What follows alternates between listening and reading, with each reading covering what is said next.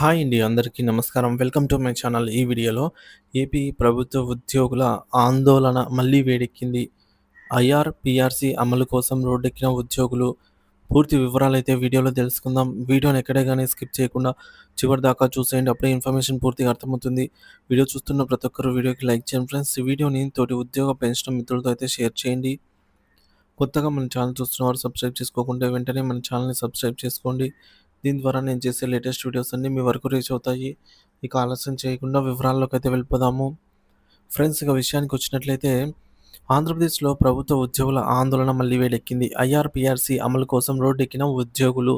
ఆంధ్రప్రదేశ్ ప్రభుత్వ ఉద్యోగులు మళ్ళీ ఉద్యమ బాట పట్టారు. ఐఆర్ మరియు 12వ పీఆర్‌సీ అమలు కోసం వారు ప్రభుత్వం తలుపు తట్టనున్నారు. ఎన్నో సార్లు వినతి పత్రాలు పెట్టినా పట్టించుకోని గత వైసీపీ ప్రభుత్వంపై ఉద్యోగులు తీవ్ర అసంతృప్తి వ్యక్తం చేశారు. తెలిసిందే అండి.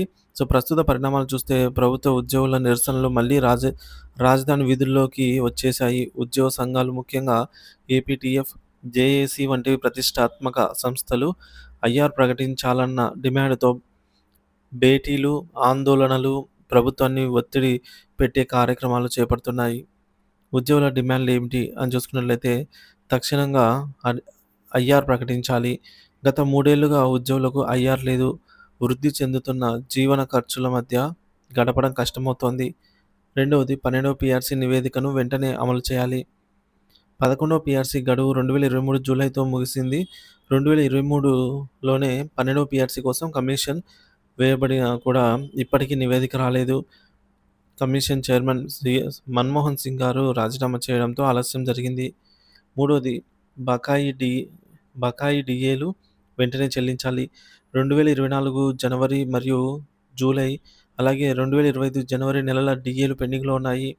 మొత్తం కలిపితే 8.19% డీఏ పెంపు రావాల్సి ఉంది. గత ప్రభుత్వంపై ఆగ్రహం, కొత్త ప్రభుత్వంపై ఆశలు.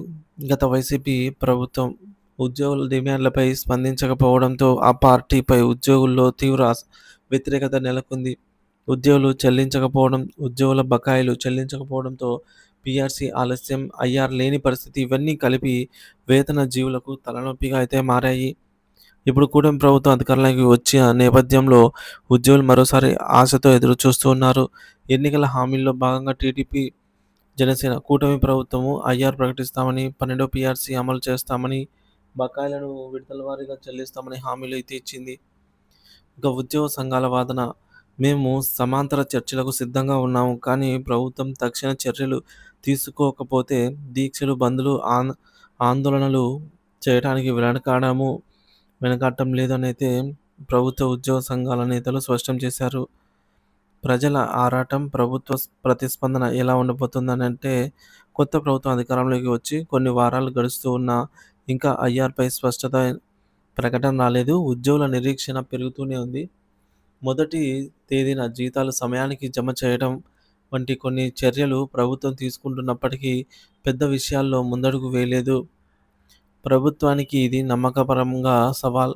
ఉద్యోగుల భద్రత, న్యాయం కోసం తీసుకునే నిర్ణయాలు కొత్త ప్రభుత్వం ప్రజాధర్మాన్ని ఎలా నిలబెడుతుందనేది మనకు రాబోయే రోజుల్లో చూడాల్సి ఉంది.